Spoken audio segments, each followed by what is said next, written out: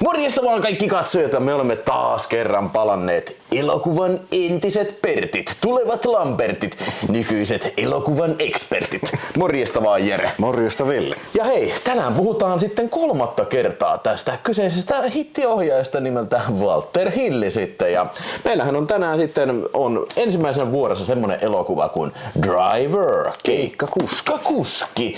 Elokuva vuodelta 1978 ja ohjauksessa tietysti Walter Hill vastaa. Ja pääosassa meillä näyttelee tässä se Ryan O'Neal, Bruce Dern ja Isabella Adjani. Kyllä maan.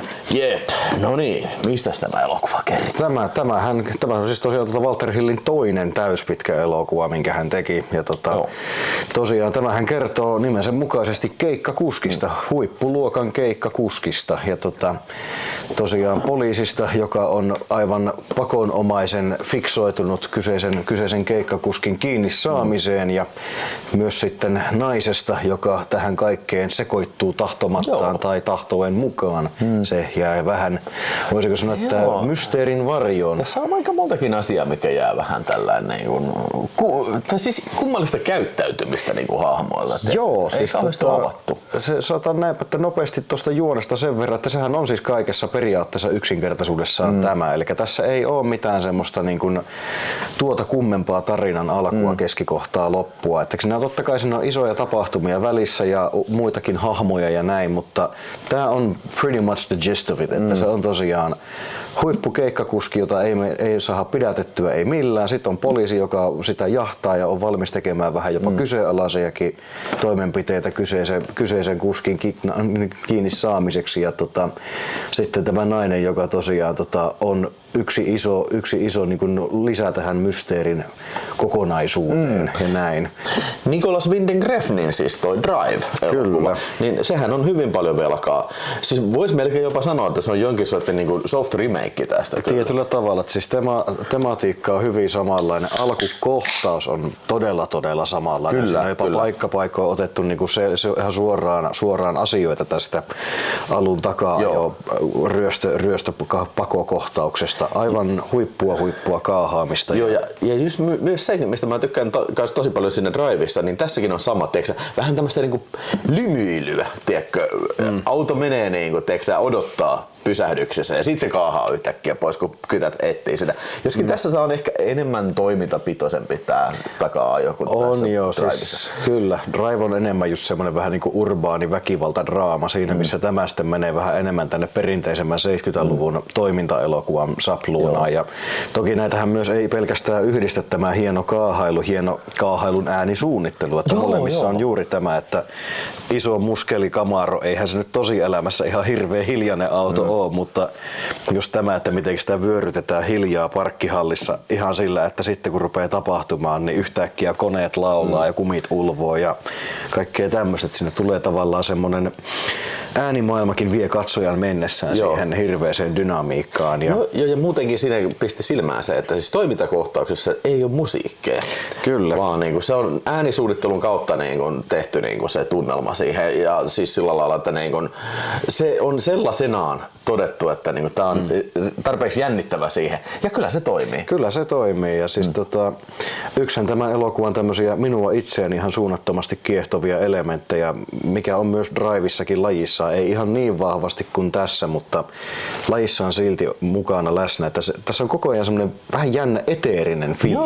Joo. Että se koko ajan vähän semmoinen olo, niin kuin tämä olisi jonkunlainen kuumeuni, mutta tässä ei ole kuumetta eikä unta. Joo, ja siis tämä vähän jopa muistuttaa jollain määrin jopa vähän niin kuin kauhuelokuvaa. Kauhua tai fantasia tai jotain tämmöistä, missä niin kuin talsitaan jonkun verran tässä niin kuin, ei nyt ihan tämän maailman rajoilla niinkin sanotusti. Että siihen on hyvänä esimerkkinä just tämä, että yhdelläkään hahmolla tässä elokuvassa ei ole nimeä. Niin.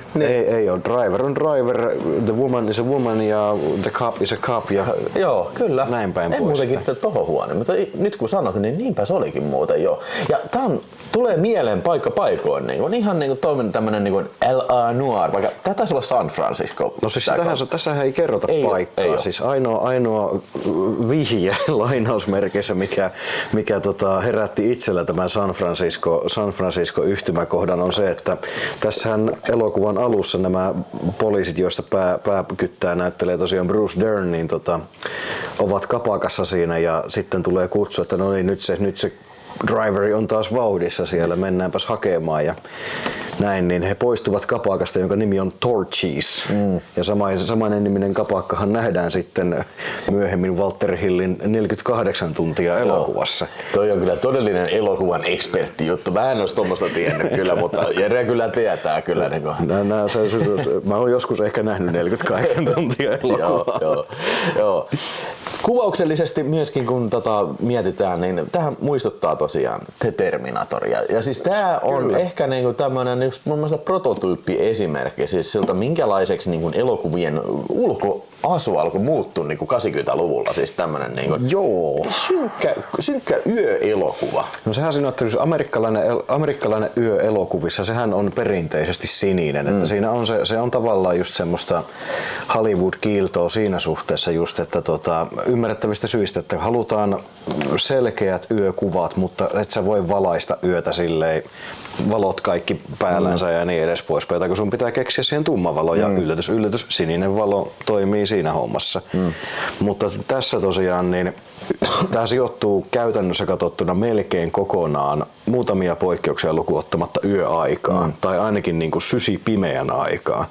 Ja se on valaistu silleen jännästi, että nämä valot ne valaisee tasan tarkkaan sen siitä pimeydestä, missä ne hahmot on, mikä tarvitsee periaatteessa näkyä. Joo, eli se niinku periaatteessa kuvan muotoisuus on ympäröitä pimeys. Kyllä, siis se luo lisää sitä eteerisyyttä siihen. Ja tässä on se yksi aivan törkeä hieno kuva, mikä saa ihan jopa niinku ilahtumaan ääneen, mikä tosiaan kun Bruce Dern on menossa tänne Isabella Adjanin kattohuoneiston asuntoon.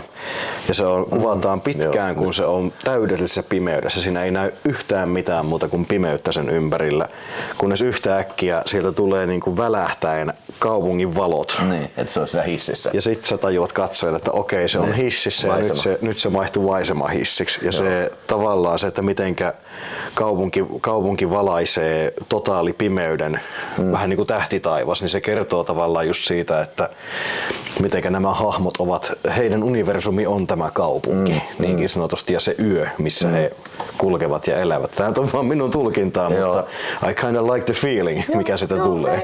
Mielestäni sä et ollenkaan kyllä hakuttajille tossa, että tässä on haettu tämmöistä justiin, niin periaatteessa niin Driver, se on semmoinen niin pimeä hahmo, tiedätkö, hämärä hemmo, niin sehän ympäröi pimeys, ja siis tää tarina on muutenkin semmoinen synkkä, nuor elokuva. Kyllä.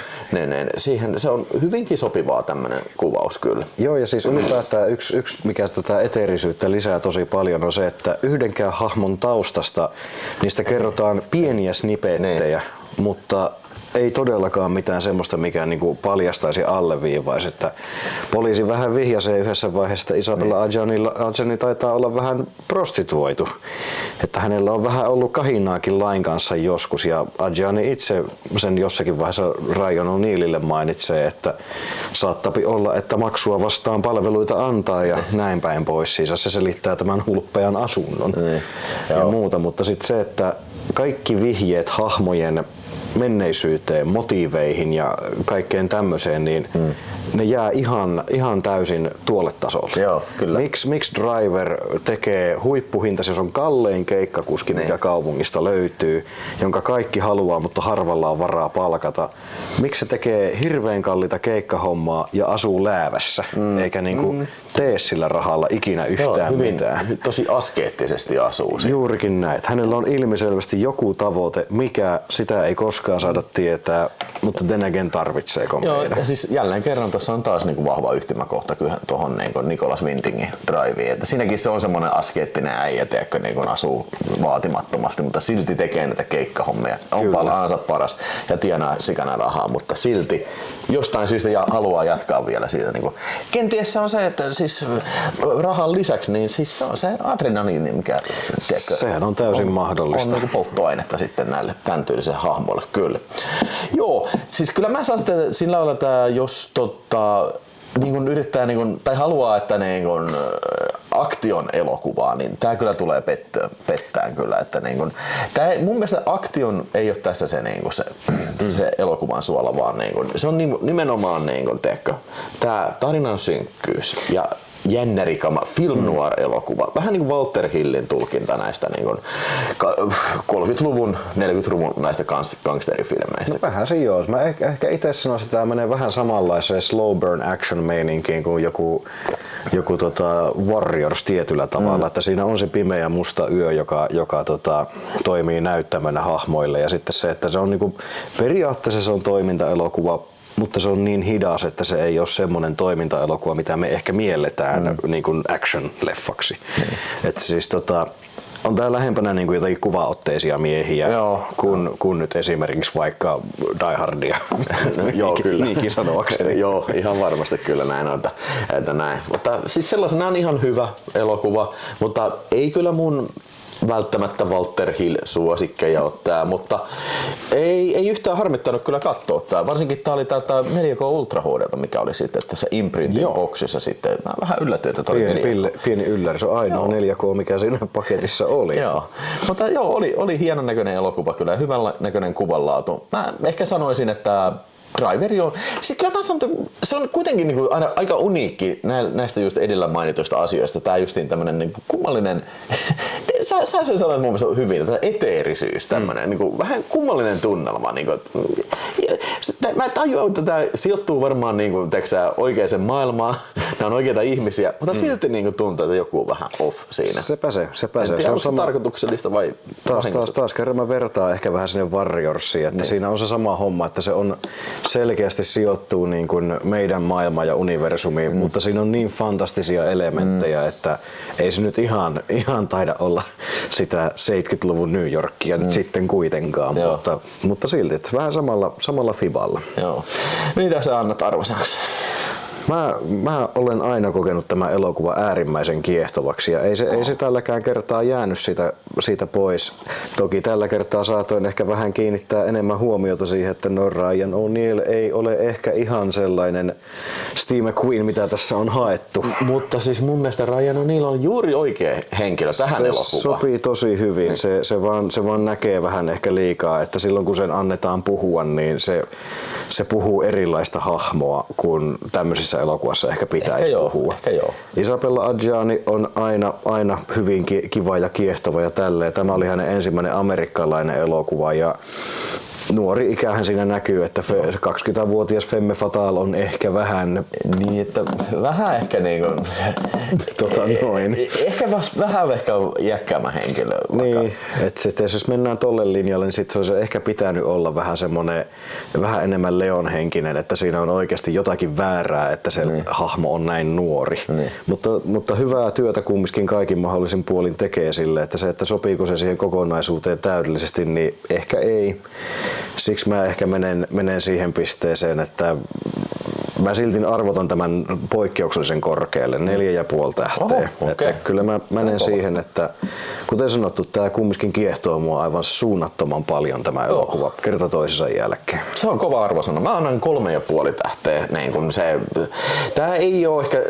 Tämä jopa niinku kertoo siis siitä, että tämä nyt ei välttämättä mun suosikki ole, että siis mä en muista, koska mä oon viimeisen nähnyt tämän, tiedätkö, että niin kun, olisiko se ollut jostain telkkarista vai, tai hetkinen, oliko mulla joku semmonen käppä Future-filmin DVD? Suomen julkaisuhan tästä on olemassa. Joo, semmonen just täyskuva, joku semmonen paska. Voi olla, että niin kun, tiedätkö, siitä on nähnyt sen, mutta niin kun, nyt sitten tosi pitkästä aikaa. Ei ole suosikkia, mutta mun mielestä 3,5 tähteä on ihan passeliarvoisena kyllä tälle. Seuraavaksi katselimme tämän kyseisen elokuvan sitten. Älkää välittykö tästä toisesta filmistä The Last Boy Scout, mikä sekin on aivan loistava elokuva kyllä. Mutta tää sitten katsottiin Bruce Willisin tähdittämä Last Man Standing vuodelta 1996 sitten. Ja pääosassa Bruce Willisin lisäksi tässä on sitten myös nähdään David Patrick Kelly ja sitten toi Michael Imperioli tosta Sopranosista ja sitten tietysti kuka voisi unohtaa Christopher Walkenia ja tietysti Bruce Dern on siis, tää oli ihan sattumaa, että me katsottiin 2 Bruce Dernia. Molemmat oli unohtanut, että Bruce Dern on tuossa. Mutta Bruce Dern on semmoinen iäkkäämpi semmoinen joku seriffi tässä, mikä on Ja nähdään siellä vielä kaiken kukkuraksi toi William Sanderson. Kyllä. Teistä varmasti joku muistaa huomauttaa, että miksi unohditte William Sanderson. Joo, todellakin. Emme unohtaneet. Blade Runner ja Fight for Your Life. Kyllä. Fight for Your Life varsinkin. Ja Deadwood ja mitä näitä nyt onkaan. Ja siis totta kai Fight for Your Life on parempi elokuva kuin Blade Runner. Juu. Ainakin törkeämpi, jos ei muuta. No sitä se taatusti on. Mutta hei, tää elokuvahan on Akira Kurosawa niin kuin remake Yojimbosta. Kyllä. Tässä Bruce Willis esittää tämmöstä vähän niinku pyssymiestä. Gunman, joka saapuu sitten tämmöiseen pieneen Jericho-nimiseen kylän pahaseen sitten. Ja siellä ei ilmeisesti asu ketään muuta kuin näitä jengiläisiä. Se on bootlegger, siis viinan trokari-jengiläisiä. Trokari-jengiläisiä, kiertolain aikaan sijoittuva gangsterimaailma. Kyllä. Siellä on se italialaisten jengi, Strozzi-jengi ja sitten on Doyle. Onko tällaista Irkku-mafiaa sitten? Nämä kaksi jengiä on sitten miehittänyt tämän kaupungin. Ja siellä sitten ilmeisesti vähän eletään tämmöistä vähän niin kuin kylmää sotaa siellä. Tietyllä tavalla joo. Siinä on olemassa jonkunlainen aselepo päällä ja molempi puoli vaan odottaa sitä, että kumpi painaa liipasinta ensin, että saadaan tekosyy myllyttää toinen maan tasalle. Ja tähän ruutitynnyreiden viidakkoon sitten tosiaan tulee tämä Bruce Willisin näyttelemä Lone Gunman, joka haistaa rahan ja rupeaa pelaamaan sitten näitä kahta jengiä toisiaan vastaan, lypsää markan sieltä kaksi täältä. Eli hyvin tunnettu asetelma sitten myös. Esimerkiksi kaikki on varmasti nähnyt tämän suosituimman elokuvan tästä samasta aiheesta, Mies Hervannasta, jossa Matti Kuusniemi esittää tätä kyseistä muukalaista. Pitää täysin paikkansa. Joku Clint Eastwood oli joskus tekemässä jollekin Sergei Leonelle jonkun kourallisen dollareita, mutta ei sitä varmaan kukaan muista. Catch match. Just näin. Mutta joo, siis selvästi on niin kuin Leonekin tässä hyvin niin kuin vahvasti on esillä sitten. Tää on hyvin niin kuin, siis tämähän on ihan lännen elokuva. Joo, ihan täysin tyysti. Että siis tätä tosiaan tähän aikaanhan tuli tosiaan muun muassa Clintin Armoton juurikin tuli ja oli sitten justiinsa Tombstonet oli taustalla siinä ja kaikki. Että lännen elokuva eli tämmöistä tosi omituista ohikiitävää renesanssia 90-luvulla, niin tää oli vähän niin kuin ilmeisesti siihen kelkkaa sitten läpsästy mukaan ja tälleensä. Ja Bruce Willisin tosiaan ysäriura, sehän oli vähän semmonen jännä aallonharja, aallonpohja ja tää on siellä aallonpohjakohdalla menossa, että siinä on yritetty epätoivoisesti tosiaan saada uraa vähän nostoon taas, että Pulp Fictionista alkaa jo pari vuotta olemaan ja ihan hirveitä megahittejä ei ollut tullut taas. Koska tuli toi Fifth Element? 97. Niin, se oli sitten vasta sitten seuraava. Sehän oli sitten. Se oli iso hitti kyllä. Ja on aika kova leffakin, mutta. Joo. Mä joskus oon puhunut paskaa, tässä oli paskaa filmi, mutta katsoin sen uudestaan. Ei tässä ole mitään vikaa. Ei, se on helvetin hyvä. Joo. Ja mä muistan kun tää tuli, siis mä olin siihen aikaan lukiossa ja tähän niinku, oliko se Aamulehdestä mä luin arvostelut, että nyt on kyllä niin paska filmi, että tässä ei mitään muuta tehdä kuin ammuta, että tässä on joku body countti, 200 ihmistä kuolee ja mistä äijät lentää tiiäksä, kymmeniä metriä kun niitä ammutaan. Mä olin silloin heti kun mä luin, että ei vitsi, tää on pakko mennä kattoon ja mentiin kattoon ja kyllä mä muistan, mä tykkäsin tosi paljon tästä silloin tälle. Ja ainakin tuolla musta tuntuu, että ainakin meidän keskuudessa tää oli semmonen pienoinen hitti niin kuin silloin.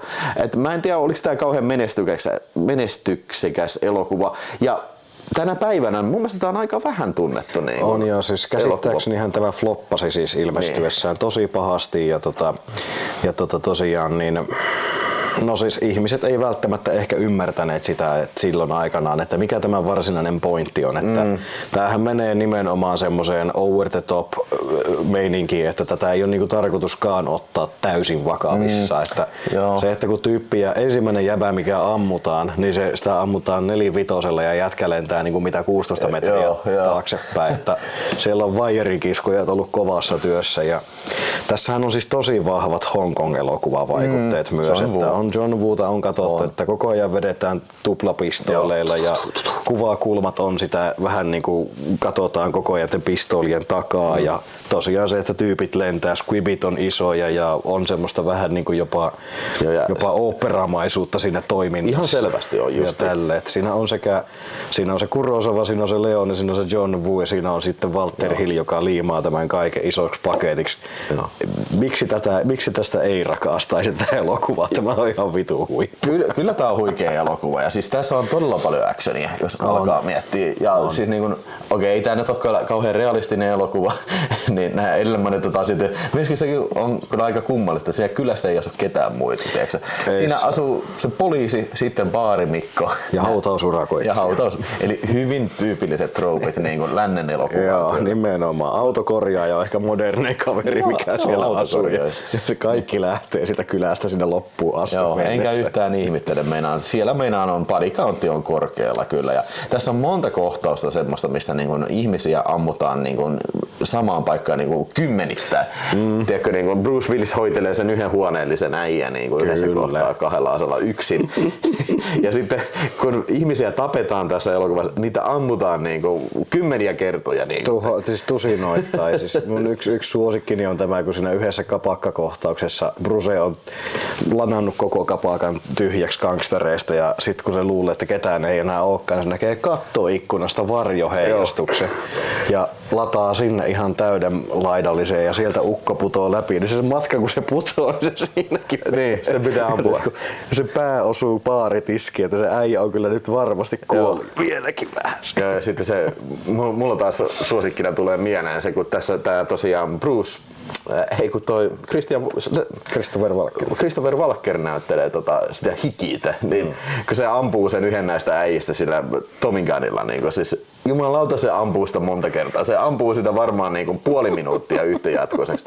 Ja sitten tää bullet dance, ihmiset niin kuin jorailee vaan siinä niin kuin paikallaan, kun ne osuu niin saakelisti luoteja kyllä. Kyllä vain. Tää on väkivalta-elokuva sanan varsinaisen merkityksessä kyllä. Ja kyllä. Tää on niin kuin nimenomaan tämmönen mies-elokuva. Joo, siis tää on siis testosteroni rutistusta oikein, niin kuin, oikein huolella. Ja siitä tietyllä tavalla ehkä niin kuin yksi tämän elokuvan miinuksiakin tulee ehkä siinä suhteessa, että tässä on Walter Hilliläisittäin niin on tosi paljon nimenomaan niin kuin luonnennäyttelijöitä, niin kuin David Patrick Kelly on siellä ja William Sanderson, että näitä ei tarvi ohjata sen kummemmin, että do what you do ja se on se hahmo on siinä. Ja niille annetaan tavallaan niin kuin se vapaus elää ja toimia siinä hahmossa. Ja kun Christopher Walken on tietysti se Oscar-legenda ja tälle, että sen ihan sama kuin päästät sen vaan valloille ja vapaaksi, niin se tekee hyvää työtä. Ja tämä ei ole poikkeus. Missä se ongelma tulee on ehkä just Bruce Willis. Siis, ja mä aloitan, se on justiin se elokuvan ongelma. Tää jää niin kuin Bruce Williksen niin ehkä niin kuin tunnetuimpien toimintaelokuvien varjoon niin kuin Die Hard. Niin ja siis se, että tosiaan periaatteessa, kun se just se Die Hardissa ja sen tunnetuimmissa toimintaelokuvissa, niin siinä se ei tee mitään erityistä hahmoa, vaan se tekee nimenomaan Bruce Willistä. Tässä se on sitten se ähisee koko ajan ja joka ikinen kuva se yrittää poseerata mahdollisimman hyvin valolle ja tälle, että siinä tulee vähän se. Se on hyvin Bruce Willismäinen roolisuoritus kyllä joo, että siitä ei pääse mihinkään, mutta hei, mä tykkään Bruce Willismäisestä roolisuorituksesta. Siis se on näinpä, että ei mulla sille ei ole valittamisen sanaa. Lähinnä se just, että se vähän rikkoo sitä elokuvan muuta tonia. Sitten se loputon selittävä dialogi, että se on tämä kertoja ääni, mikä ähisee ja öhisee ja niin monta eri asiaa, että tuo voisi kyllä leikata pois ton pätkän tosta ja tää voisi vaan parempi. Ehkä joo, että niin kuin vähän ehkä, niin että voisiko se olla niitä, se olisi vähemmän repliikkejä, tiedätkö, että se olisi enemmän tämmönen man with no name. No juurikin näin, että tosiaan antaa vähän katsojalle tilaa olla siinä universumissa ja imeä se kaikki sisään sen niinkin sanotusti, eikä pelkästään niin kuin selittää kaikkea auki sitä myötä, että minkä takia hän nyt juo olutta viskin sijaan ja minkä takia hän syö omenaa nyt tässä käytävällä. Ja No. Niin, tämmöisiä pikkujuttuja. Mutta joo, ei siis, toisin kuin Driveri, niin tämä on nähnyt kyllä useita kertoja kyllä. Ja kyllä tämä mun mielestä on aina joka kerralla kun mä katson tän, niin aina tää jaksaa kyllä viihdyttää. Ja sitä ei pidä niinku yhtään sitäkään sanoa vastaan. Siis tässä on tosi hyvä musiikki. On. Ray Cooderin musat. Ja siis ihan parasta siinä musassa on se, että kun se alkaa semmosena, siinä on slidikitara ja kaikkea tämmöistä tunnelmointia ja muuta, mutta sitten kun helvetti pääsee irti, niin siellä sahataan sähköskittaa niinku Neil Youngin konsanaa, että sitten rämisee ja pärisee. Siis se on tosi niinku rosonen soundtrack ja se sopii todella hyvin tähän elokuvaan, joka kertoo tämmöisestä pölyisestä kaupungista. Juurikin näin. Aavikolla. Ja kyllä mä olen sitä mieltä vilpittömästi, että tässä maailmassa on aivan liian vähän ultraväkivaltaisia elokuvia, missä on ihan vitunmoinen sähköskittareiva taustalla. Kyllä. Siis tämä maailma kaipaa enemmän semmosia. Joo, ja siis voisi sanoa, että niinku, tää on lähimpänä niinku tämmöistä heroic bloodshed-elokuvaa, mitä Hollywoodissa on tehty. Jos niinku mietitään tämmöistä niinku Hong Kong heroic bloodshed-elokuvaa. Juurikin näin. Siis tää on aika paljon parempi elokuva kuin esimerkiksi niinku samoihin aikoihin ilmestynyt John Woo Broken Arrow. On. Ja näin päin pois. Ei niin hyvä kuin Hard Target. Ei kyllä ole. Ei kyllä. Siinä on Van Damme, saatana. Ai satana. Se takatukka itsenään on jo niinku se... No niin, se oli siinä. Joo. Ai niin, se piti vielä mainita. Patrick Kilpatrick näyttelee tässä. Ja jos ette tiedä kuinka Patrick Kilpatrick on, niin en syytä teitä, mutta varmasti olet nähnyt monta hänen elokuvaansa. Että se on tämmönen peruspahis aina. He's that guy. Niin, se on se jätkä, joka on aina pahis. Näyttelee tässä. Niin. Se millä on hauska nimi, Kilpatrick, ja sitten se myös kuolee aika monesti. Patrick Kilpatrick. Joo.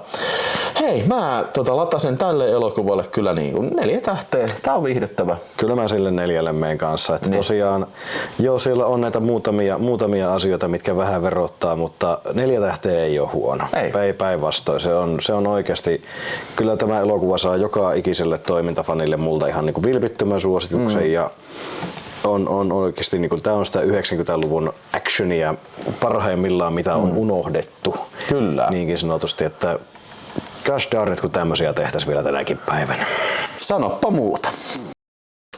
Ja seuraavaksi katsottiinkin vähän tämmönen erilainen Walter Hill-elokuva Crossroads vuodelta 1986 ja pääosassa nähdään itse Karate Kid Ralph Macchio ja tässä oli elokuva, mitä en ollut todellakaan koskaan katsonut. Eli jep, oli hieno nyt nähdä tää ja mun täytyy sanoa, että tää oli ihan erilainen elokuva, mitä mä odotin ja paljon parempi elokuva, mitä mä odotin. Tää on vähän tämmönen unohdettu Walter Hillin, voisi jopa melkein sanoa, että tietyllä tavalla merkkiteos siinä suhteessa, että tämä kumminkin niin kuin nousee aika korkealle siellä, kun ruvetaan pisteyttämään näitä ohjaajansa elokuvien, ainakin niin yleisessä keskustelussa.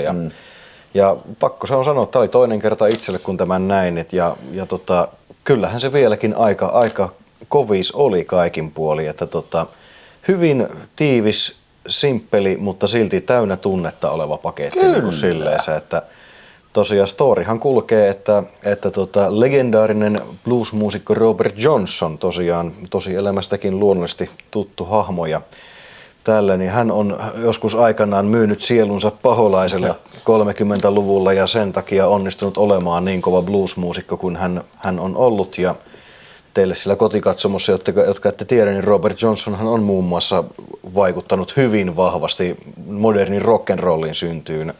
Eli esimerkiksi niin kuin tämmöiset bändit kuin Led Zeppelinit ja muut vastaavat ovat aika vahvasti velkaa hänen materiaalilleen. Ei tarvitse puhua kotikatsomoon, nimittäin en mä tiennyt mitään tuommoista. Ja tosiaan tosielämässäkin hän on tämä urbaani legenda, tai folkloristiikka-legenda, että Robert Johnson olisi myynyt tosiaan sielunsa paholaiselle ja tämän ansiosta sitten onnistunut levyttämään 29 bluesmusiikin kulmakivibiisiä. Ja siitä tosiaan elokuvan nimi Crossroads, että Johnsonhan myi sielunsa paholaiselle tarinan mukaan nimenomaan tien risteyksessä.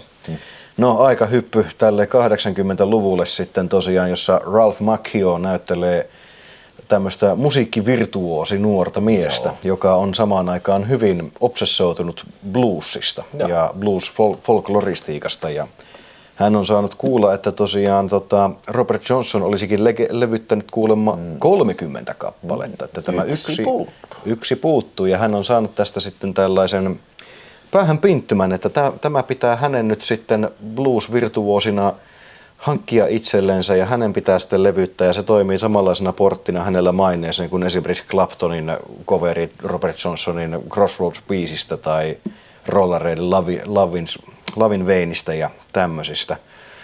Ja hän sitten trackaa tämän Joe Senecan näyttelemän Willie Brownin, joka on ollut Robert Johnsonin kiertuekavereita ja ystäviä silloin 30-luvulla ja hän sitten löytää tämän Willie Brownin New Yorkista paikallisesta vankilasta.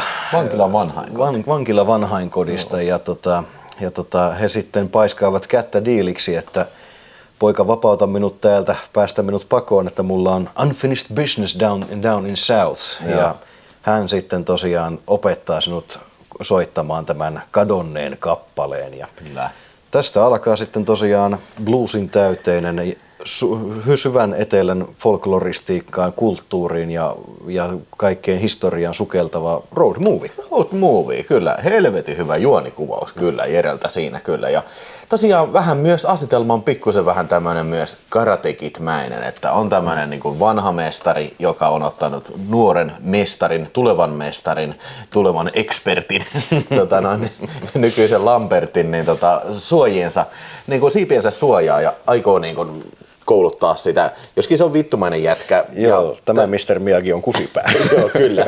Mutta niin kuin tässä matkan varrella, kuten kunnon road movie niin tyyliin kuuluu, niin he ystävystyvät ja joutuvat sitten erilaisiin seikkailuihin, että kohtaa poliiseja tien päällä. Ja sitten tämä karkulainen, tämä tämmöinen Frances, tämmöinen nainen, niin lyöttäytyy heidän seuraansa siinä sitten. Ja kyllä. Tavallaan opettaa bluesin syvintä olemusta. Joo, kyllä. Tässä on siis mun mielestä ehdottomasti tämä elokuva hienoimpia aspekteja on se, että kun road movieissa on nimensä mukaisesti kyse on matkasta ja matka on aina kasvua.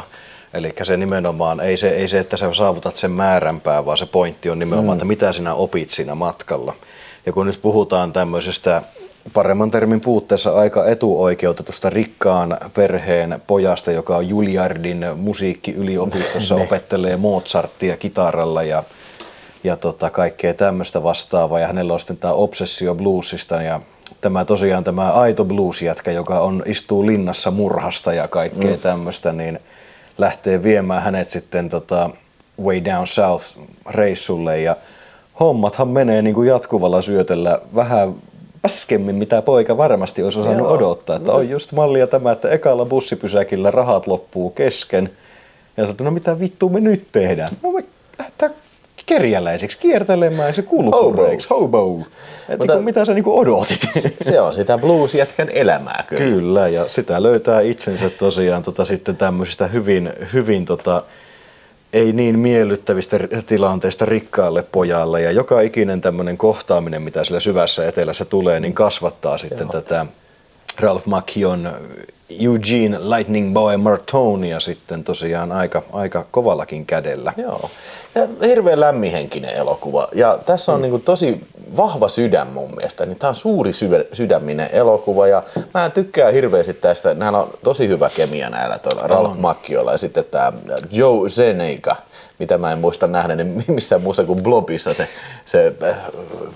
se mikä tiedemiesten johtaja. Joo. Ne. Mutta niinku, tää toimii tosi hyvin niinku, nämä heidän välinen kemia. Ja siis vaikka ne on sellainen vähän eripurainen pari, no niin kuin yleensä hyvissä konventoissa näissä on, mutta niinku, siis se toimii todella hyvin. Ja kaikki hahmot tässä. Pienet sivuhahmotkin siis tässä joo, on helvetin hyvin kästetty. Helvetin hyviä hahmoja ja ennen kaikkea helvetin hyviä näyttelijöitä. Joo, niin kuin sille, että hyvin pienessä roolissa nähdään yhtä läänin sheriffiä näyttelee, mä en muista hänen nimensä, mutta mä tsekkasin hänen IMDb:nsä ja ei pahemmin mitään isoja rooleja tehnyt kaveri. Mutta gosh darn it, kun vetää ihan täysillä. Ihan siis niin kuin huippu sheriffin tekee tosiaan sinne. Ja on juuri tämmöinen, että on pidättänyt nämä kulkurit ja pöllinyt niiden fyrkat ja työntää ne vaan niin kuin, että menkääpä tuolle toiseen lääniin, niin otta sitten jonkun muu ongelma kuin minun. Ja pehmeä ääninen, mutta pehmeä ääninen ja uhkaava ja auktoritäärinen. Ja ei pidä unohtaa tosiaan, että Fight for Your Life-elokuvasta tuttu Robert Judd. Just näin. Nähdään Robert tässä- Judd. Robert Judd nähdään tässä elokuvassa, ainoastaan toisessa elokuvassaan, mitä hän eläissään kerkesi tekemään. Niin, Fight for Your Life. Kyllä, sen lisäksi niin Joo. hän näyttelee tässä, voisiko sanoa, että sangen avainhahmoa sitten loppumetreillä. Joo, niin.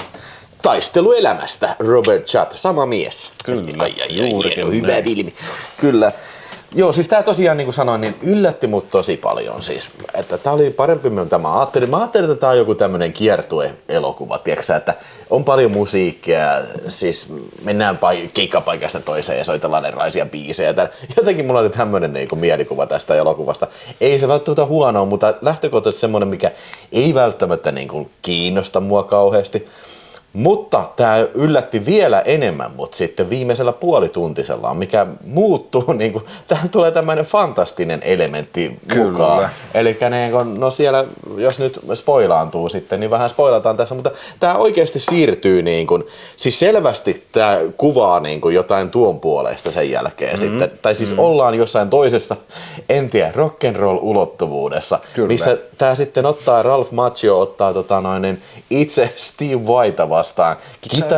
Kitara battle siellä ja siellä itse paholainen niin kuin kannustaa sitä tällä. Ja Kyllä. Siis tää on tosi erikoinen veto kyllä. Siis aivan huikea mun mielestä just siinä mielessä, että tosiaan suuri twistihan elokuvassa on tämä, että Robert Johnson ei ollut ainoa, joka myi sielunsa siellä tienristeyksessä, vaan Willie Brown teki tämän saman myös. Ja siis ainoa asia, miten se niinku selitetään tai näytetään katsolle, se on se, että se selittää sitä legendaa. Että tulee näin takaumia siitä, ja että onko nämä niinku totta vai onko nämä vaan legendaa. Ja sitten yhtäkkiä tämä äijä tulee sinne risteykseen, mikä näyttää niinku siltä, että se ei ole ihan normaali äijä. Ja sitten yhtäkkiä ne on siellä.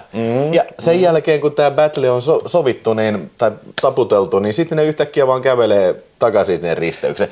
Tämä ei mitenkään niin kuin yritä kertoa sitä, että missä ne nyt itse asiassa oli. Ei ole mikään niin kuin transitio sillä tai mitään niin kuin tulee jotain spesiaalia. ei se ole ihan vaan. Siis ne vaan. Ralph Macchio kirjaimellisesti tarjoutuu myymään sielunsa saatanalle ja viimeisenä se lauseenaan sanoo ennen tänne kapakkaan siirtymistä, että siellä tienristeyksessä, että ihan sama, I don't believe in that bullshit.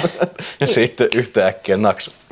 Ja sit kun ne ei edes niinku puhu siitä mitään, ne ei niinku ihmettele mitään ja sitten kun ne tulee takaisin, niin sitä ei mitään niinku sellaista wow, that was something, tai mitään niinku kuitata katsojille sellainen mitään, vaan se nyt vaan oli ja siis tää yllätti mut ja tää nosti niinku mun mielestä niinku nudge. Se on jo yksi tähti lisää. Ihan Joo, siis tää olin tosi positiivisesti yllättynyt kyllä. Ja siis, no tietysti Walter Hill ja Bluesi, niin siis voi odottaa hyvää kyllä, mutta niin kuin mä sanoin, odotin ihan erilaista. Sain ihan erilaisen ja pidän siitä, mitä sain kyllä. Kyllä, ja tosiaan just toi, että siinä loppukohtauksessa se battle, mikä tulee Stevie Vain kanssa, niin Stevie Vaihan on sitten näyttelee hahmoa tämmöistä memphisläistä rockikitaristia, Jack Butler. Joo, Jack Butler. Hän on myös myynyt sielunsa saatanalle ja sen takia hän on niin kuin nyt se ykköskitaristi ja vuosi 86 Stevie Vai, kyllähän se oli ykköskitaristi siihen aikaan ja kyllä mä en tiedä miten tää kisa niin kuin oikeasti ratkaistiin siellä, mutta kyllä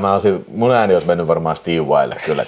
Nämä hullut nahkahousut ja nämä crazy movesit, mitä se vetää siellä lavalla kyllä, niin kuin siis saakeli sentään. Mä en ole mikään musiikkiasiantuntija, mutta mä tiedän sen verran, että on lisää myös tämmöistä muusikko myy sielunsa paholaiselle. Nicola Paganinihan muun muassa legendan mukaan olisi jotakin tämmöisiä asioita harrastanut ja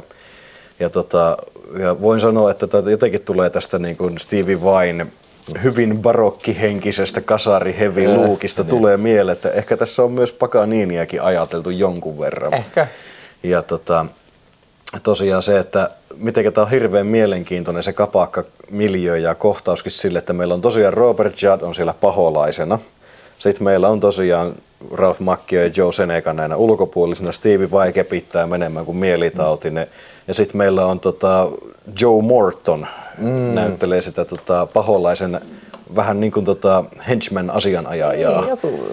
Ja siis tästä mä kanssa tykkään, että näitä ei mitenkään niinku avata, että mikä tää niinku näiden kuvio on, niinku, se vaan on. Se vaan on. Ja siis just tää, että niinku silloin kun tulee näitä takaumia sitä 30-luvulta, että mitenkä sen paholaisen kanssa on kauppoja käyty, sitä kutsutaan nimellä Legba. Ja sitten kun tää tulee tää moderni aika ja sillä tienristeyksessä Joe Morton tulee taas kyselemään Willie Brownilta, että mitäs sitä ollaan vailla. No mä haluan puhua Legban kanssa. Se rupeaa nauraa sille, että eihän se edes kulje tuolla nimellä enää nykyään. Nykyään hänen nimensä on Scratch. Sillä on varmasti joku syy, mutta sitä ei avata yhtään sen enempää. Ja se on vaan osa sitä absurdismia tietyllä tavalla ja fantasiaelementtiä. Että se niin kuin, tää on hirveän kiehtovaa, tämmöiset kaikki pikkuasiat, mitkä rakentaa tämän kokonaiskuvan. Ja ottaa huomioon tosiaan, mitä se oli, tunti 30? Vähän vajaa satku. No, tunti 35. Niin yllättävän paljon kamaa on saatu näin tiiviiseen pakettiin ja vielä kaikilla näin hyvin toimimaan. Että se ei ole semmoinen, että kaikki on vaan läntätty ja puristettu, että gotta reach that 90-minute limit ja tälleen, vaan että tää on oikeasti ihan hämmentävän varteen otettava leffa ja ennen kaikkea hämmentävän vähän puhuttu. Kyllä, mä oon ihan samaa mieltä ja tää tosiaan, niin, no mä koko ajan jauhan tätä, yllätti mut tosi positiivisesti ja kannattaa kyllä katsoa, jos oot Walter Hill-fani tai yleensä niin kuin musiikkielokuvan fani niin, tai tykkäät road movieista, niin tää ehdottomasti kannattaa katsoa. Kyllä tää on mun mielestä parempi kuin Karate Kid. Mä voin sen suoraan sanoa kyllä ja näin. Mä annan siis, jos ei 4,5, niin erittäin vahva 4 tähteä. Kyllä mä vahva 4 on kyllä munkin vahva 4 sanani tähän asiaan. Ui. Se mikä mua tässä hämmentää ihan suunnattomasti, että tähän oli ilmeisesti kaikista päätellen järjetön floppi. Niin, siitä pitää vielä mainita tosiaan, että siis mitä 6 miljoonaa vaan box officessa. Joo. Box office 6 miljoonaa, mitä nopeasti, budjetista ei ole mitään kärryä tuolla onlineissa, ainakaan pikaisella vilkaisulla, ei ole IMDb:ssä, ei Wikissä, ei missään tämmöisessä, mutta löytyy, että markkinointiin pelkästään olisi käytetty 6 miltsiä, ja sitten tosiaan Ray Cooder on joskus sanonut, me unohdettiin mainita Ray Cooderin. Totta kai, Ray Cooder on vastaa musiikeista Stevie Vain kanssa tässä elokuvassa tosiaan, ja tosiaan Ray Cooder on sanonut kuuleman mukaan jossakin vaiheessa, että aivan järjetön floppi, ihan niin kuin totaalinen viemäri.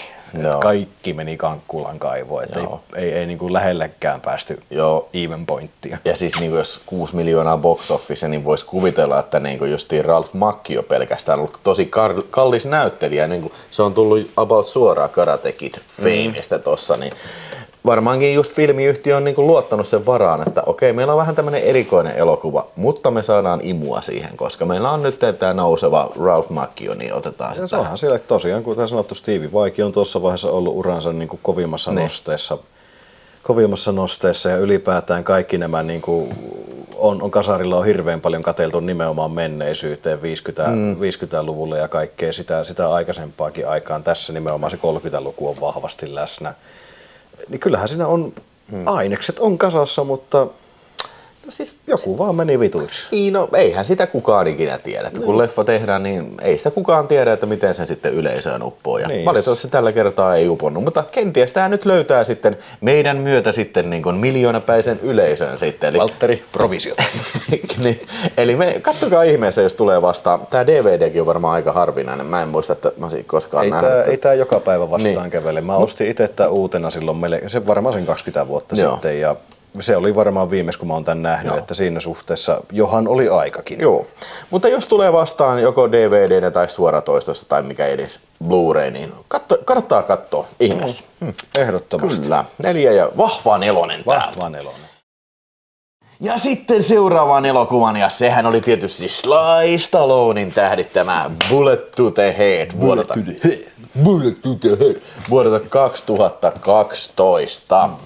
Valtterin myöhempää tuotantoa. Ja mulla oli ainakin sillä lailla, että mä olin nähnyt ton vain yhden kerran silloin, kun oli Cinemadromessa joku ennakkonäytös tai joku semmonen. Kyllä.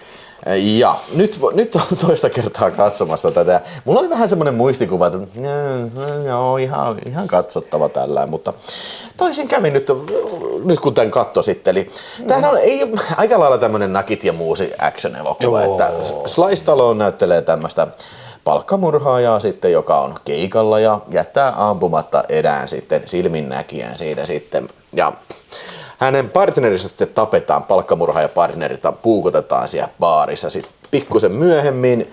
Ja puukottajana toimii Jason Momoa sitten. Ja se onkin sitten palkkaama siis tämän työnantajan palkkaama tappo, koska he eivät halunneet jättää todisteita. Kyllä, ja näin. pitää siivota jäljet kunnolla. Joo, ja eikä varmaan huvittanut maksaakaan. Ei. Se on sivuseikka. No ne oli varmaan niin rikkaita äijä, että ei sillä olisi ollut mitään väliä sille, mutta pointti on siinä, että ne haluaa eliminoida tämän myös Stallonen sitten siitä pelistä pois. Ja mikä Jimmy Bobo? Jimmy Bobo. Jimmy Bobo, James Bonomo ja tunnetaan nimellä Jimmy Bobo. Jimmy Bobo, joo. Sitten mukaanhan lyöttäytyy sitten tämä tämmöinen korealaissyntyinen Kyttä, joka on sitten tutkii tätä keissiä, tätä murhaa. Ja Joo, tämä Stallonen ja hänen kaverinsa palkkamurhaama tyyppi oli hänen entinen partnerinsa ja nämä sitten kaksi vastakkaisvoimaa lyöttäytyvät yhteen selvittääkseen, anteeksi nyt vaan tohtori, mutta mitä vittua kysymyksen. Ja tosiaan siitähän sitten alkaa tämmönen 2000-lukulainen hyvin vahvasti kasarifiiliksellä täydennetty tosiaan Buddy-elokuva, Buddy-toimintaleffa. Joo, ja kyllähän Walter Hill on erikoistunut tämmöisiin, että toiset 48 tuntia...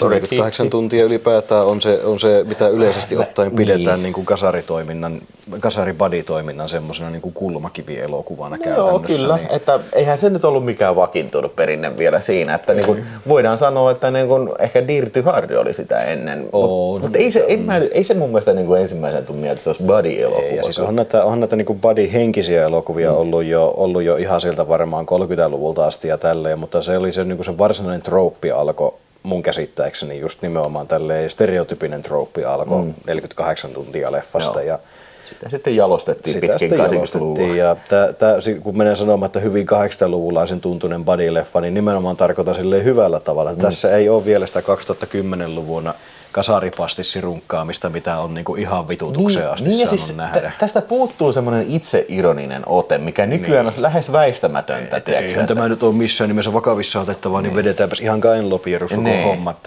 Niin siis semmoinen itsetietoisuus. Sen takia ne kasaritoimintaleffat oli tosi hyviä. Niin. Mutta joo, tosiaan tämä Shun Kang näyttelee tätä Taylor Kwon, ja siis korealaissyntyinen Kyttä, joka sitten tutkii keissiä ja sitten sattuneesta syystä sitten, kun se haavoittuu, niin Stallone se pelastaa sen hengen ja ottaa sen mukaan tähän sitten niin kuin mukaan selvittämään, että kuka tämän kaiken takana sitten on nämä kusimunat sitä.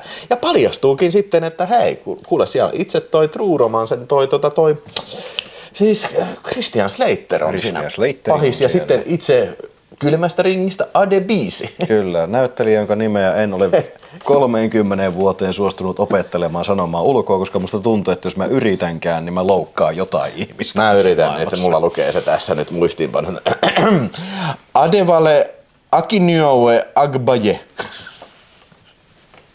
Hei, täydellinen. Melkein kuin Afrikasta olisi. Mutta se vitun hyvä näyttelijä, joka oli Simon Adebisi Kylmässä ringissä. Ja jonka pipo uhmaa painovoimaa. Kyllä, juurikin näin. Joo, mutta anyways, ne on ne pääpahikset, mutta ehkä niinku elokuvan niinku, siis se muistettavin pahis on sitten tietysti Jason Momoa, joka tässä vaiheessa mun mielestä ei vielä ollut mikään kauhean iso nimi, vaan nouseva, semmoinen hellästi nouseva. Että olisiko se ollut nyt just tätä ennen niin kuin Game of Thronesissa sitten, mistä se vähän tuli maineeseen? Joo, siis se mun mielestä, jos mä nyt ihan oikein muistan, niin Momoahan pääsi julkisuuteen ja maineeseen Baywatchista. Ja Game of Thrones oli se, missä hän tuli vähän niin kuin silleen ison yleisön tietoisuuteen ja Conan Barbari oli sitten se... Joo, se läpimurto. Se läpimurto, mutta se minkä jälkeen se alkoi olla ihan kaikkialla sitten. Joo, että tää oli yksi niistä elokuvista ja nykypäivänähän Jason Momoa on semmonen household name, mitä minä en ole koskaan ymmärtänyt, että mikä siitä tekee niin hienon hahmon näyttelijän julkkiksi ihan sama minulle, mutta siis tähän aikaan hän ei ollut vielä ihan niin korkealla. No, kyllä mun täytyy sanoa, että tässä leffassa on aika hyvä pahis kyllä. No siis fine. Tekee asiansa kyllä mun mielestä hyvin. Ja mun mielestä se on uskottava vastus sitten myös Stallone, että se, varsinkin lopussa sitten kun päästään tähän turnajaismeininkiin. Joo. Kirveillä tehty kaksintaistelu, mutta ehkä tässä mentiin vähän edelle. Siis niinku, kyseessä on niinku, siis tosiaan niinku, hyvin perus tämmönen buddy, niinku, salamurhaaja ja Kyttä tekee yhteistyötä, heittää vähän vitsiä ja sitten joutuu erilaisiin toimintakohtauksiin. Noin. Mutta itse toiminta, niin kyllä, niin, Olen nähnyt parempiakin toimintakohtauksia Walter Hilliltä. Ja se mikä vähän vesittää tätä, niin on nämä tämmöiset niin CGI-tehostetut ampumakohtaukset. Joo, ja siis ylipäätään tämä 2010-luvun trendikäs elokuvan kerronta on paikkapaikkoa oikeasti melkein jo perään ruveta vituttelemaan. Niin siis siellä on semmoinen se niinku koko ajan välähdys. kamera heilu. Pikkasen on semmoista 24-henkistä zoomailua ja sitten tätä CSI-välähdysleikkauksia. Just näin, se niinku vituttaa. Onneksi nykyään ei varmaan nyt enää kauheasti ole se trendissä enää, mutta niinku... Niin, mä en hirveästi en jaksa enää katsoa modernia toimintaelokuvaa, mutta siis tää oli tosiaan tähän aikaan joka ikinen näistä toimintaleffoista oli enemmän tai vähemmän sen henkisiä ja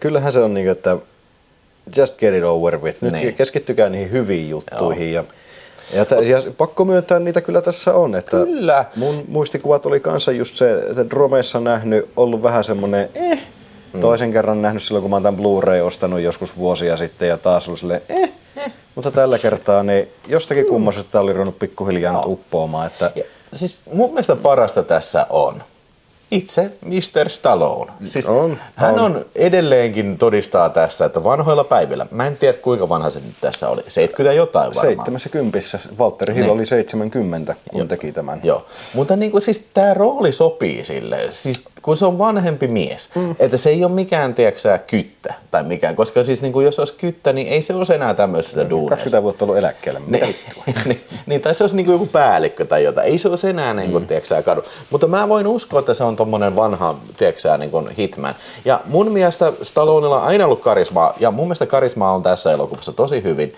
Ja myös hänellä on kemiaa tämän kanssa, selvästi heikomman näyttelijän kanssa, mutta mun mielestä heillä on kyllä ihan kemiaa tässä. On joo, siis se Shun Kangin kanssa. Että se, sitten kun se alkaa tämä niin kuin sanailu autossa ja tälleen, niin se ei ole tämmöistä samanlaista tekonokkelaa Saturday Night Live-paskaa, mitä se tänä päivänä on, että koko ajan yritetään vähän niin kuin kertoa parempi vitsi kuin toinen kertoo, vaan että ei, se on niin kuin nimenomaan tyypit meuhkaa ja mesoaa toisille ja sitten se dialogi on vaan kirjoitettu sillä tavalla, että no okei, mitenkä tuonkin asian voi sanoa silleen, että se on vähän pilkäs silmäkulmassa toimintaleffa siististi sanottu.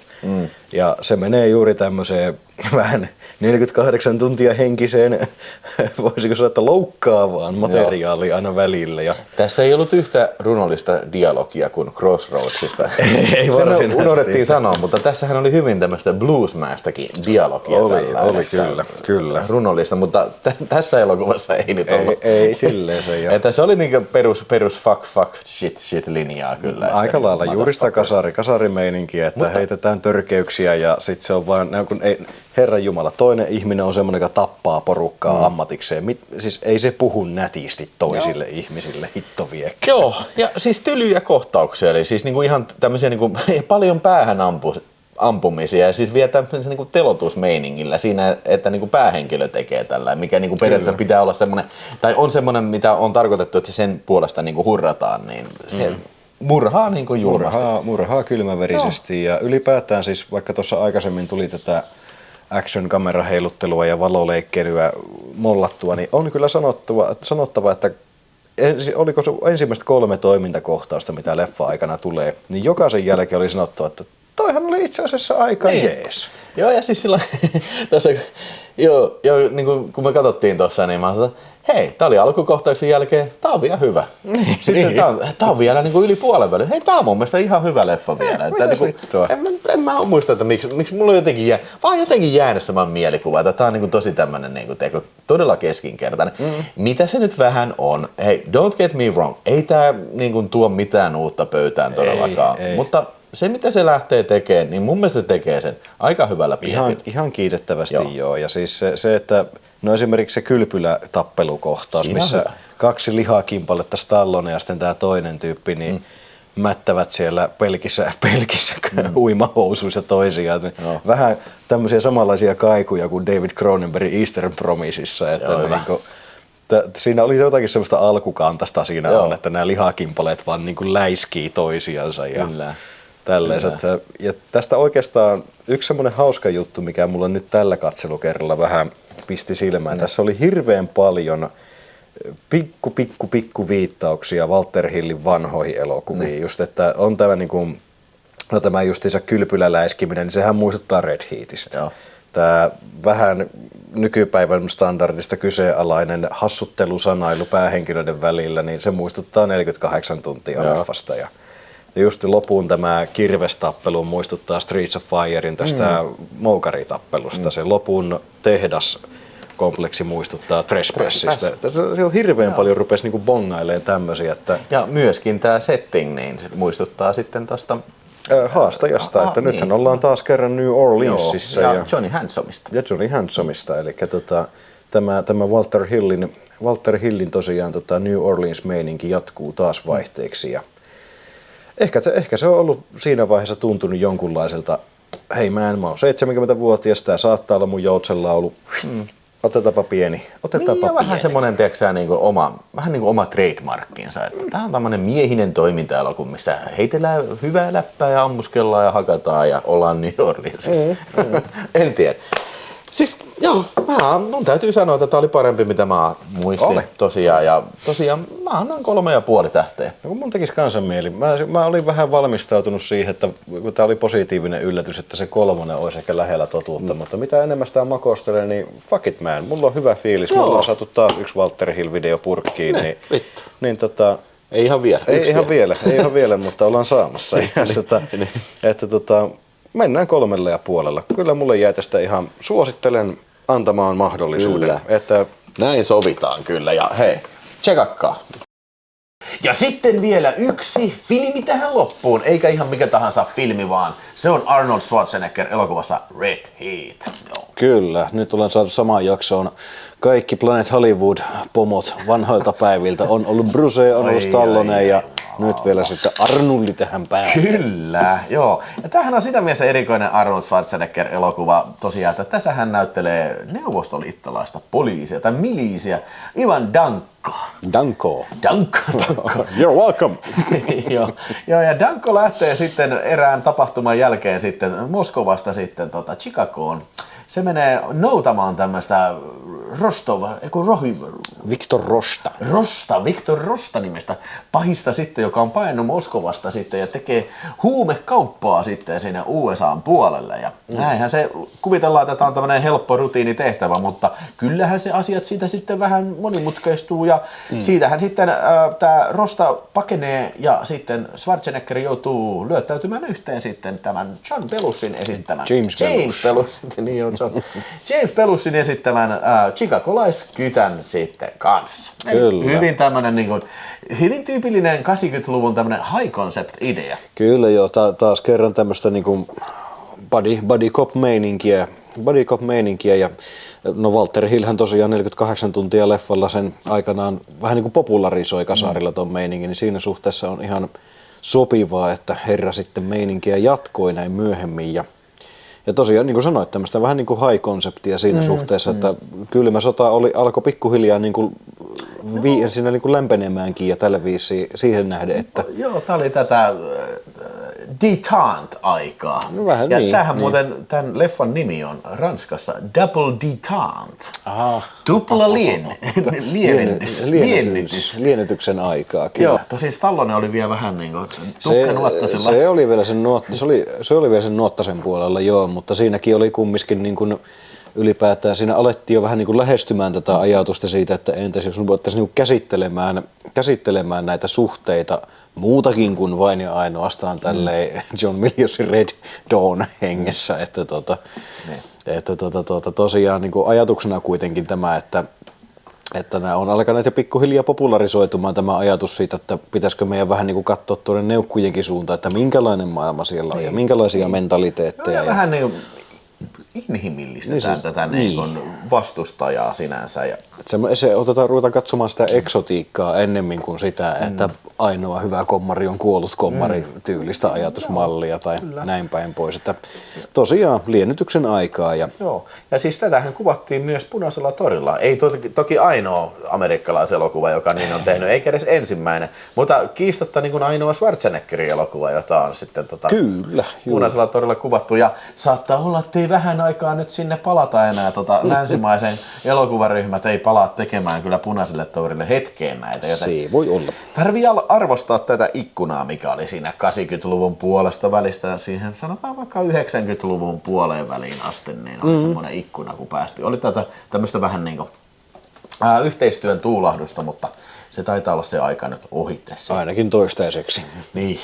Mutta joo, itse elokuva siis tämähän on niinku aika lailla hyvin tyypillinen kyttäelokuva. Elikkä on kyttäpari, jolla on hieman niinku tämmöistä skismaa. Tietysti tässä kulttuurit törmää.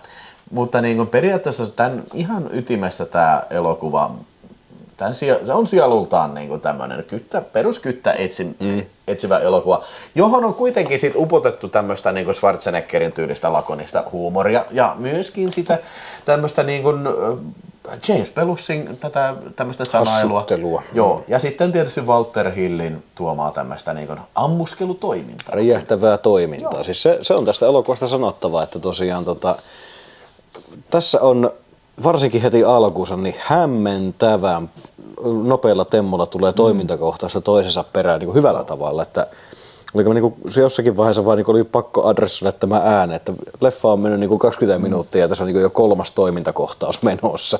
Joo, siinä mielessä ihan kunnioitettavaa. Joo, se on vähän ehkä harmi, mutta mun mielestä tämä pistää niin kuin ehkä parhaimman valttikorttinsa heti pöytään. Ja se on tietysti tämä kylpyläkohtaus, mikä sijoittuu johonkin muka moskovalaiseen kylpylään, missä on siis alastomia muijia kylpissä, niin kuin tsaarin aikaisessa jossain paljuissa siellä. Ja siellä jumalauta heitetään polttouuni täyteen klapia siellä. Jumalauta, se olisi varmaan kuuma. Joo, ja isot lihaksikkaat kaapit siellä vääntää tiukkaa rautaa. Niin, siis se on, minkälainen paikka tämä on? Niin kuin, vau, ihan mahtava. Tässä on niin kunnon vanhan liiton venäläinen kuntoklubi. Siis niin toi ehdottomasti oli ihan mahtava niin lopputappelun paikka. Ja mieti, se olisi kaikkia vetänyt turpaan siellä, maalauta. Joo, siis se on sanottava jo, että siinä on ehkä vähän semmoista set piecein meininkiä just, että mä olen huomannut sen, että tämä elokuva on tosi yleisesti keskustelussa semmoinen, että kaikki tämän tietää, tosi moni tämän muistaa, mutta tosi harva tästä niin kuin aktiivisesti puhuu tästä elokuvasta mitenkään. Tämä ei ole niin kuin silleen nautiskele Arska-fanien tai Walter Hill-fanienkaan keskuudessa mitenkään niin kuin äärimmäisen korkeaa asemaa tälleen suosion osoituksissa. Ja vahva veikkaus tämän viimeisimmän katselukerran jälkeen on juurikin nimenomaan se, että nämä parhaat setit käytetään siinä vähän niin kuin alussa. Joo, ja siis sekin, että tämä on vähän niin kuin, tämä on ehkä vähän liian tyypillinen kyttäelokuva. Kun mennään tämän alle, että on neuvostoliittolainen kyttä ja amerikkalainen kyttä ja niiden sanailu ja ne alkaa tekemään yhteistyötä. Mutta niin kuin periaatteessa tämä niin kuin filmin ydin on siinä, että on semmoinen avain, minkä tämä Danko saa sitten haltuunsa. Ja sitten tämä Rostavillinen, se tarvii tätä avainta, koska siellä on se, niin kuin, oliko se rahat siellä? Huumerahat siellä. Joo, huumerahat, ja se tarvii tätä siihen huumekauppaan. Ja sitten siinä on pitkä matka tätä.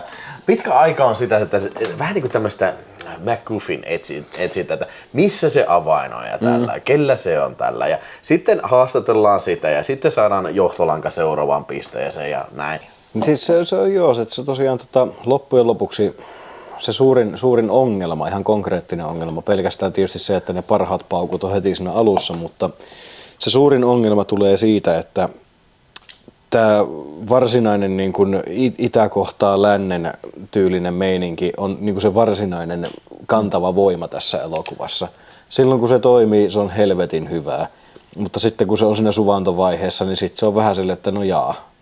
Että niin ei tässä nyt mitään ihmeellisempiä, että just niin kuin esimerkiksi tämä, että James Belushi vääntää rautalangasta neukkupoliisille, että sä et voi hakata epäiltyjä ja sä et voi tehdä sitä ja tätä sen takia, koska meillä on tämä Miranda Act. Do you know Miranda? Ja sitten tosiaan Arnold pieksää kaiken maailman katupunkkareita ja muita kysymällä ensin, että do you know Miranda? Never heard the bitch. Huligaani. Joo, siis on tässä oivaltavia hetkiä ja mun mielestä hyviä vitsejä, hyvin kirjoitettuja vitsejä. Ehkä se on vähän enemmän vielä kaivannut sitä, mutta niin kuin tällaisena se on ihan ok. Tässä on mun mielestä kaikki ihan ok. Niin kuin, siis kyllä mä oon tämän monta kertaa nähnyt ja ei mulla ole mitään valittamista tästä. Ei todellakaan. Ei. I'm not shitting on you. niin. Mutta siis se on vaan ehkä ongelma, että tää on vähän ehkä liian bulk. Ja vähän niinku ehkä sellainen, tiedätkö, tää ei jää kauhean hyvin mieleen. Niin, sepä.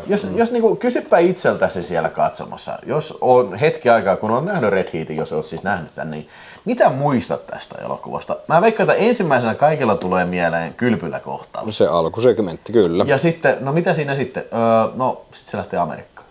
Sitten, mitä sitten? No se vähän vitsailee sillä kaikilla näillä jutuilla, niin kuin katsoo telkkarista pornoa ja nyökyttelee päätä sille, kapitalismi.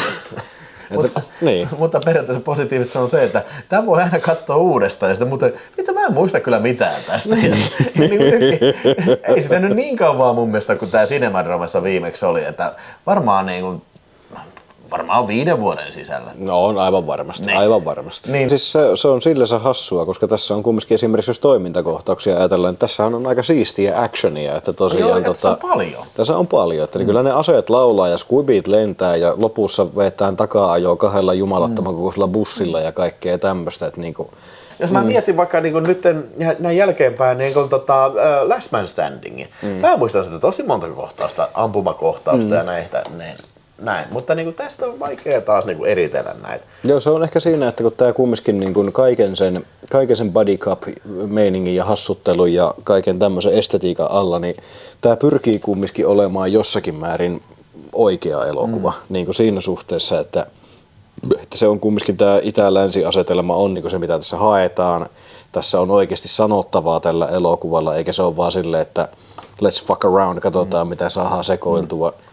Että niin kuin, se on tietyllä tapaa yhtä aikaa siunaus ja kirous. Niin, just näin. Se on mielenkiintoista katsoa, koska se on oikea elokuva, mutta sitten se ei myöskään, koska se ei keksi pyörää uudestaan. Se ei ole mitenkään, niin kuin esimerkiksi joku Extreme Prejudice, just näin. joka on sitten taas puolestaan, kun se on oikea elokuva sen kaiken toiminnan ja mäiskeen alla, niin se taas jää mieleen, vaikka se on välillä vähän sekopäinen ja yliampuva ja tällä viisiin. Ehkä juuri sen takia. Niin, että se tosiaan se balanssi näissä kahdessa maailmassa, niin se on vähän hiuksen hieno. Mutta se täytyy kyllä kehua, vaikka tässä on tämä leffa on kuulemma sellainen niin kuin venäjänkielisten keskuudessa niin kuin naurun aihe, että siis kun tässä on paljon tämmöistä venäjänkielistä puhetta, niin se on kuulemma ihan sijasaksaa ja siis ihan vitun paskasti äänettyä näin. Mutta se täytyy sanoa, okei, mä en ymmärrä venäjää, niin kuin mun on vaikea sanoa, että onko se niin tai näin. Mutta täytyy sanoa, että niin vaikka Schwarzenegger varmaan saa tästä paskaa, mutta niin mun mielestä Schwarzeneggerilla on oikein hyvä roolisuoritus tässä. On. Siis tämä on nimenomaan Arnoldin, varsinkin kasarifilmografiassa, niin tämä on oikeasti hahmo, minkä Arnold tekee. Tässä siis sä näet sen, että se ei ole Arnold, joka on Arnold paikan päällä, vaan että sillä on oikeasti, se on miettinyt sen hahmon. Se toimii joka kohtauksessa samalla tavalla, samalla logiikalla. Sen ilmaisu pysyy yhdenjaksosena ja se ei ole se sama Arnold, mikä me nähdään Running Manissa, Raassa keikassa, Predatorissa, Kommandossa, jotka on niin kuin Arnoldin luonnerooleja. Että niissä näkyy se aito arska siellä taustalla, että minkälainen ihminen se niin kuin periaatteessa on tälleen kanssakäymisen suhteen ja tälleen. Terminaattorissa ja tässä niin se on selkeästi joku muu kuin oma itsensä. Joo, ja siis mun mielestä tässä elokuvassa, mä en muista toista Schwarzenegger-elokuvaa, jossa niin Schwarzenegger olisi näin totinen ilme, kun ei edes Terminaattorissa. Lajissansa niin. Voi sanoa, että siis tää on outo lintu kyllä mun mielestä Schwarzeneggerin näyttelijäuralla kyllä. Niin ja siis sanotaan näinpä, että hyvällä tavalla. Että se on ehkä yksi niistä asioista, mitä mä itse muistan tästä niin kuin silleen aina, on nimenomaan se, että Ivan Danko on tosiaan, se on semmoinen hahmo, mitä mä pystyn sanomaan siitä, että mikä sitä motivoi, mikä on se, miksi se reagoi asioihin, millä tavalla se reagoi ja sitä osataan käyttää tässä elokuvassa tosi hyvin siihen nähden, että iso osa niistä kohtauksista, huonommassa elokuvassa iso osa niistä kohtauksista perustuisi ihan tasan tarkkaan ja vain ja ainoastaan sille, että mitenkä hauskan vitsin James Belushi tällä kertaa keksi. Mutta nyt kun se on nimenomaan se, että James Belushi keksii hauskan vitsin ja Arnold vähän niin kuin lunastaa sen sitten sille Ivan Danko-hahmolla, että näin Ivan Danko reagoi siihen, siitä syntyy semmoinen symbioosi, mistä se hyvä buddy-meininki on tehty. Joo, se on ihan hyvä pointti kyllä. Miten sä rankkaisit tänne Schwarzeneggerin filmografiassa? Keskitason selkeästi yläpuolella, siis selkeästi keskitason yläpuolella, mutta jää kumminkin sieltä herkkupisteestä sen verta paljon, että Arskan kohdalla niin semmonen, no tai ylipäätään elokuva ainakin sanotaan nyt näin, että 3,5 tähteä. Että mulla ei ole pahaa sanottavaa tästä, mutta tänäkin tämä ei myöskään niinku ihan totaalisesti pistä pommeja laulamaan niinkin sanotusti. Joo, se Schwarzenegger on siinä mielessä niinku erikoinen tapaus näin niin filmien laadun suhteen, koska kaikki me tiedämme, että siis se on tehnyt 5 ihan niin kuin bona fide klassikkoa. Niin kuin siis ehkä jopa enemmänkin vielä, mutta siis ne on niitä ihan niin kuin timanttisia 10/10 ja mitä kaikki muistelee filmejä. Ja sitten se on kourallisen tehnyt näitä tämmöisiä ihan ok, vähän Raw Deal, Running Man, Red Heat, tämmöisiä.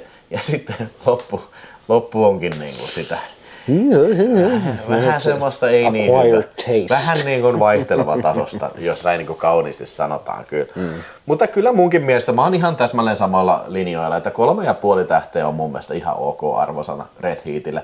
Että niin kuin, vähän jotain niin kuin jotain enemmän tää kaipaisi, että se niin kuin nousisi pykälän vielä korkeammalle, mutta niin kuin se ei vaan ole tässä. Tää on liian ehkä tämmönen niin kuin perinteinen kyttäelokuva sitten ollakseen sillain niin kuin siellä niin kuin keskikastia korkeammalla reilusti mun mielestä. Miten sä rankkaisit tämän Walter Hillin tuotannossa? Ja vähän samalla logiikalla oikeastaan, että Walter Hillin tuotannossa nyt tietysti se menee aika lailla tuohon samaan kategoriaan, mitä sanoit, että sitten kun siellä on the bona fide klassikkeja, niin siellä on Warriorsit, siellä on Southern Comfortit ja muut vastaavat, Extremet on ja tälleensä, niin tämä menee mun mielestä aika lailla samaan kategoriaan kuin Last Man Standing, että se ei ole ihan se keskitason kama, että se on just sen 1 pykälän oikeastaan sen yläpuolella.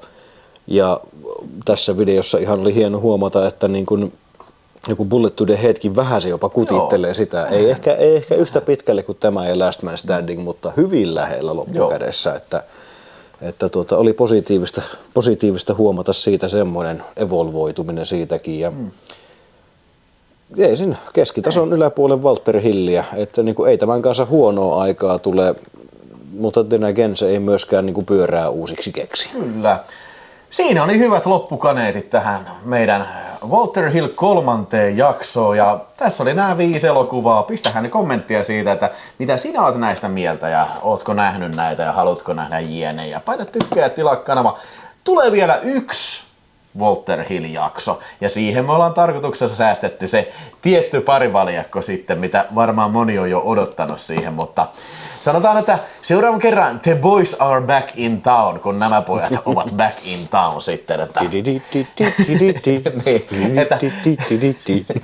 että siihen kertaan sitten ja nähdään siinä sitten viimeistään silloin ja nyt se on moro!